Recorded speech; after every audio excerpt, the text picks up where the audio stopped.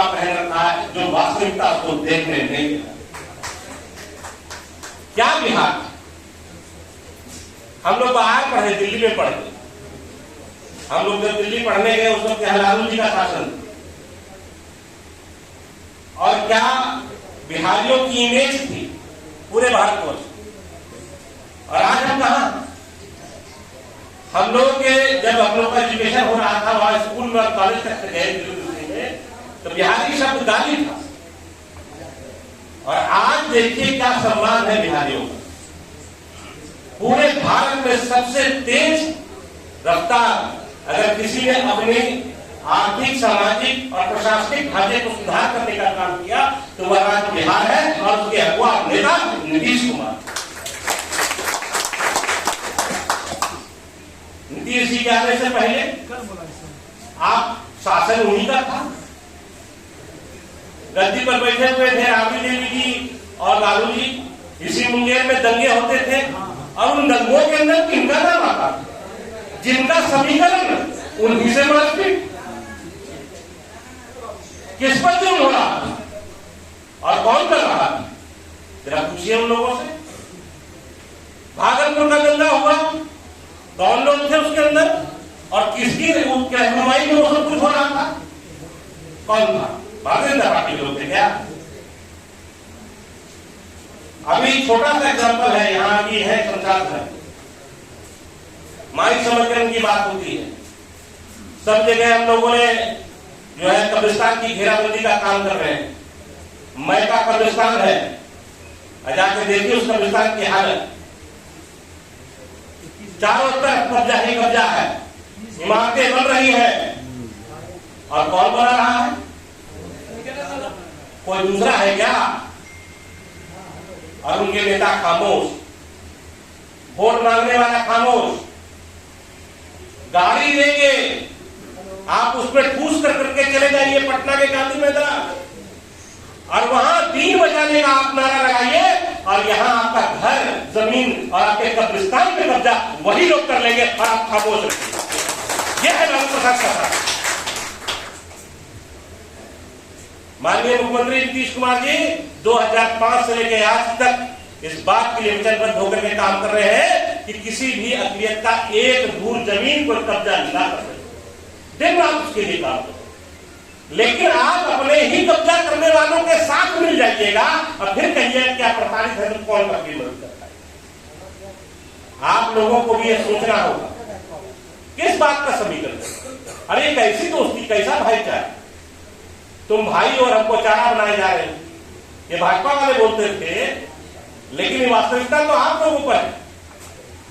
आप भाई बना के गले लगा रहे हो, वो चारा बना करके अपने जानवरों को खिलाया जा रहा है। आपको आप देखो, आपके कब्रिस्तानों पर फसल लगा रहा है, खेती कर रहा है, पैसा कमा रहा है, और आप खामोश रहे। आपके कब्रिस्तानों पर मकान बना रहा है, आप खामोश रहिए, और बोलिएगा तो फिर उसी चीजों की पुनरावृत्ति शुरू हो जाती है। खैर नीतीश जी के राज में अब ये हिम्मत किसी की नहीं है कि उस राज की पुनरावृत्ति का कोई काम वो कर पाएंगे। सारा इलाज यहां कर दिया जाता है, तो और वो करते रहा जाएगा जब तक मुख्यमंत्री नीतीश कुमार जी बिहार की गद्दी पर बैठे हैं। आप वोट दिए हो कि नहीं दिए हो वो आपका दिल जानता हो, लेकिन पूरे के पूरे मुसल्लम ईमान के साथ नीतीश कुमार जी आपके लिए सदैव खड़े। साथियों, वक्फ बोर्ड के नाम पे आप लोगों को बरतलाया जा रहा। इसी तरह से कुछ दिन पहले 3 तलाक के मामले में ले जाए, बार बार धर्म, और क्योंकि जानते हैं कि मुसलमान सेंटिमेंटल कौम, इसका जो है ये भावुक लोग है, और भावुक लोग है तो इनका दोहन आसानी से किया जा सकता है। आप समझे कि ना समझे, समझा जरूर ये दिया जाता है। यह फैसला आपको अपने दीन से छीनने का काम करने की। अगर किसी महिला, आप बैठी हैं यहाँ, महिला लोग बैठी हैं, राजद वाले में तो हमको नहीं लगता है कि अभी वो स्थिति होगी कि हमारी अल्पसंख्यक महिलाएं राजनीति में आगे बढ़कर के काम कर रही हैं, क्योंकि वो एटमोस्फेयर वो आज तक पैदा नहीं करता। मगर माननीय नेता नीतीश कुमार जी बराबरी के हक की बात करते हैं। आप किसी से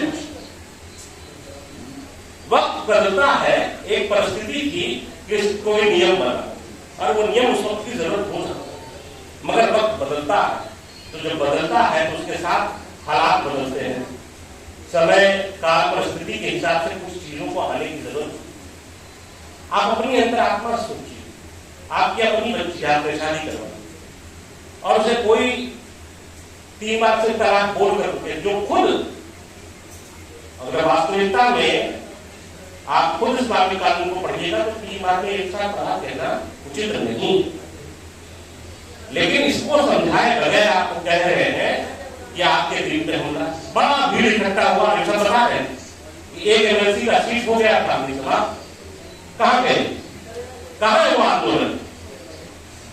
और फिर इस बार शुरू किया वक्त पे मैं आप लोगों को आश्वस्त कर सकता हूं कि 1 इंच भी वक्त की जमीन को कोई दूसरा कब्जा नहीं कर पाएगा।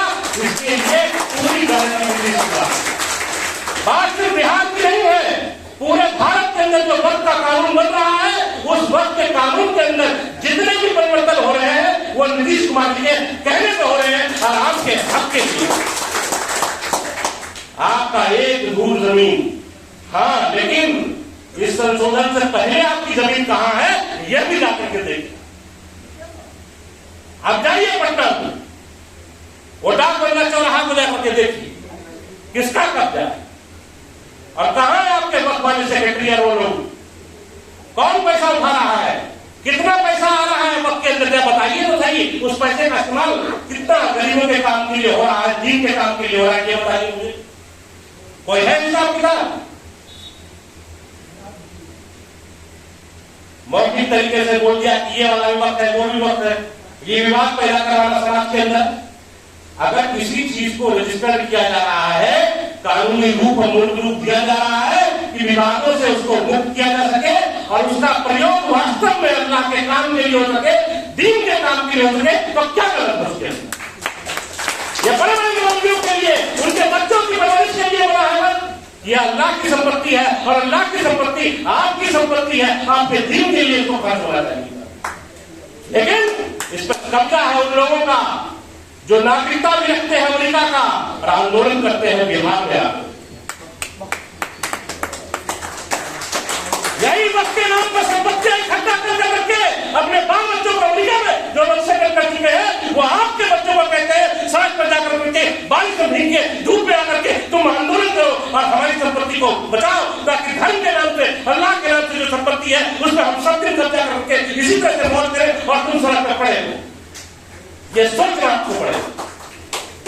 अगर नीतीश कुमार और नरेंद्र मोदी ये काम कर रहे हैं तो इसलिए कर रहे हैं कि उसका हिस्सा हर गरीब मुसलमान के काम आ सके, उनके लिए काम आ सके, उनकी बेहतरी के लिए काम आ सके, उसके विकास के लिए काम आ सके, उसकी शिक्षा के लिए काम आ सके, उसके रोजगार के लिए काम आ सके।